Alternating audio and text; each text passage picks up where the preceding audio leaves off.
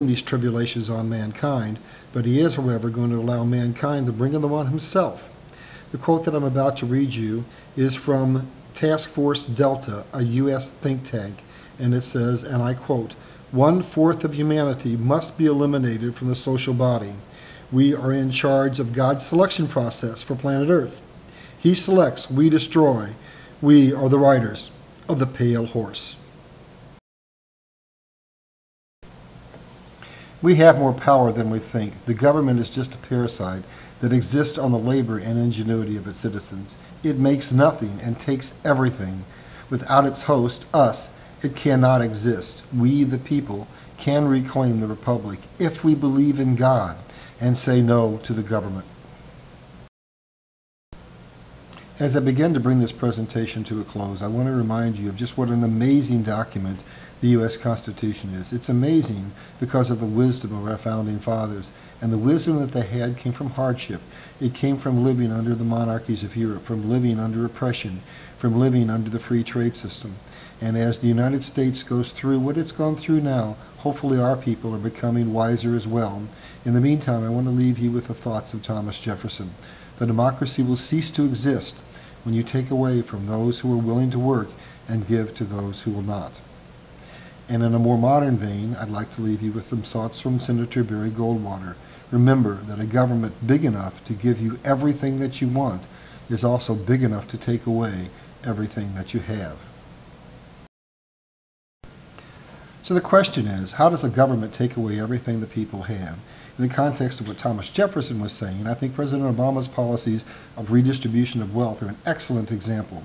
What his policies are effectively doing is taking away from the most productive members of society and giving to the least productive members of society. Over time, the outcome can only be financial collapse, but fortunately, there is a better alternative. We can redistribute the wealth from the financial elite who control more than 95% of the world's wealth and give it to all three classes, to the upper class, the middle class, and the lower class.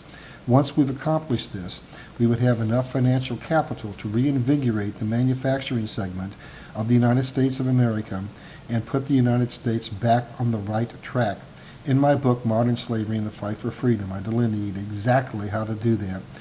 One of the planks of the American Reformation platform delineates in detail how we redistribute the wealth from the financial elite to all three classes.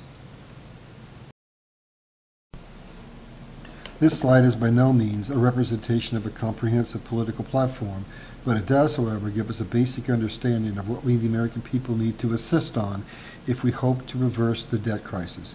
The first thing we need to do is to emphatically stop practicing intentionally losing trade.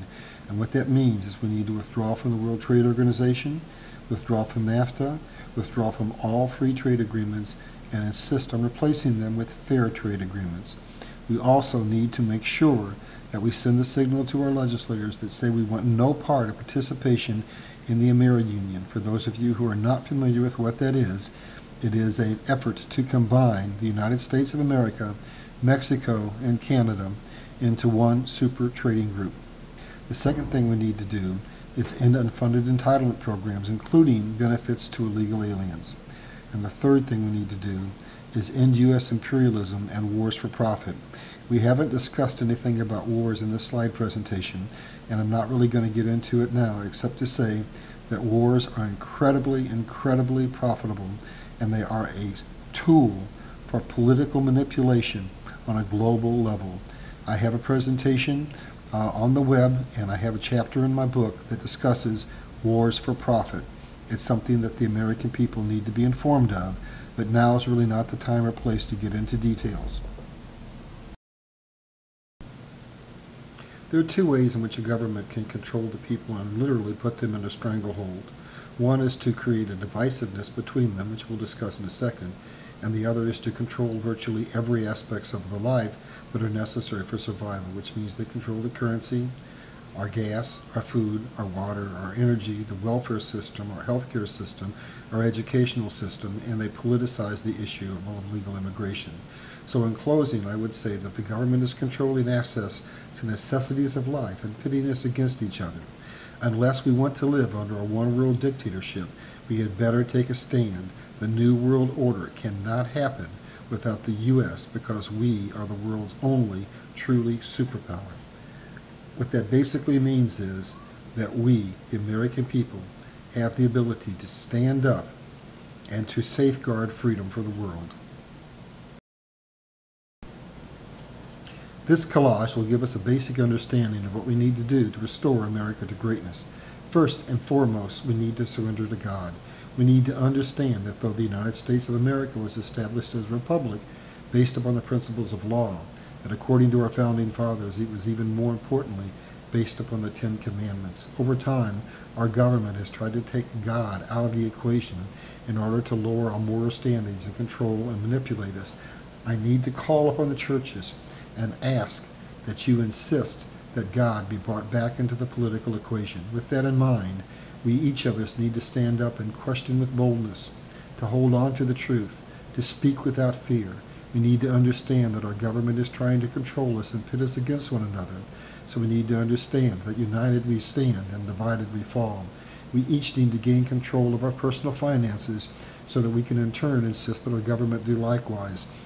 With that in mind, we need to get out from under our credit card debt, start saving, live within our means, which will lead to self-reliance and lack of dependency on the government, which will allow us to finally put our greed aside and insist that we stop participating in free trade agreements that are intentionally driving us into economic collapse, and insist that our government balance the budget and stop deficit spending. That leads us to the most difficult challenge of all. We need to insist that the Federal Reserve be disbanded and that issuance of currency be put back in the hands of the American people, back in the hands of the Treasury, where our founding fathers intended it to be. With that, we will begin to be able to vote smart, and when we do, we need to understand that our founding fathers never intended us to have career politicians, so we need to vote out all of the career politicians. And if we hope to have a future generation, we need to reclaim our schools, because our children are our future, and if what they are learning is being governed by a government that is intent on collapsing us, then our future is by default gone. We also need to understand the dangers of war, and we need to start to find political solutions that are not intent upon war. We also need to understand that illegal immigration is a political issue, and we can stop illegal immigration quite easily if we stop handing out entitlements to illegal immigrants. We also need to understand that we cannot go forward and rebuild America if we are taxing the people into absolute abject poverty. So we need to have no new tax increases. And along that vein, we absolutely need to insist that we do not have cap and trade. And we need to understand that if the government can control our money and our energy and our health care, that we are basically subservient to them. So in that vein, we need to insist that our government repeal Obamacare. And perhaps the most important issue of all is we need to understand that we are in the midst of a planet's sixth mass extinction. And if we don't take control of the population issue, our government will. We need to voluntarily decide that none of us have a right to have more than 1 or 2 children in order that we can control the population at a manageable level. And lastly, that leads us to the conclusion where we insist as a nation that we do not participate in the New World Order, that the United States of America remain a sovereign nation, one nation under God. I thank you for your patience. Just 3 more slides and this presentation will be concluded. We the people can win the fight against tyranny if we stand united. We must stop allowing the government to divide us on ethnic, religious, and economic issues and stand as one people with liberty and justice for all. We must accept that the days of conspicuous consumption are forever gone, and we must make sacrifices for the good of all. We must get politically involved and participate in peaceful protest, no violence. And I urge you to check out the political plank of the American Reformation Platform and find out, among other things, how to distribute wealth from the banks to the lower class, middle class, and upper class. It is the key to restoring America's economic future. I urge you to become familiar with complete details of the American Reformation Platform. It is available on YouTube, on my website, and of course in my book. But for right now, I just want to give you a brief understanding of what the American Reformation Platform is. Mission statement. The American Reformation Platform is based on common sense solutions that are straightforward and easy to understand, and on reinstating key pieces of legislation which have been systematically repealed in order to allow special interest groups to seize control of the federal government. I think you'll be amazed that once you become familiar with the American Reformation Platform, that we do not need 2,000-page pieces of legislation, that it is really quite simple to restore America to economic stability and to financial greatness. There are 8 planks to the American Reformation Platform: election reform, trade reform, finance reform, energy reform, healthcare reform, immigration reform, welfare reform, and education reform.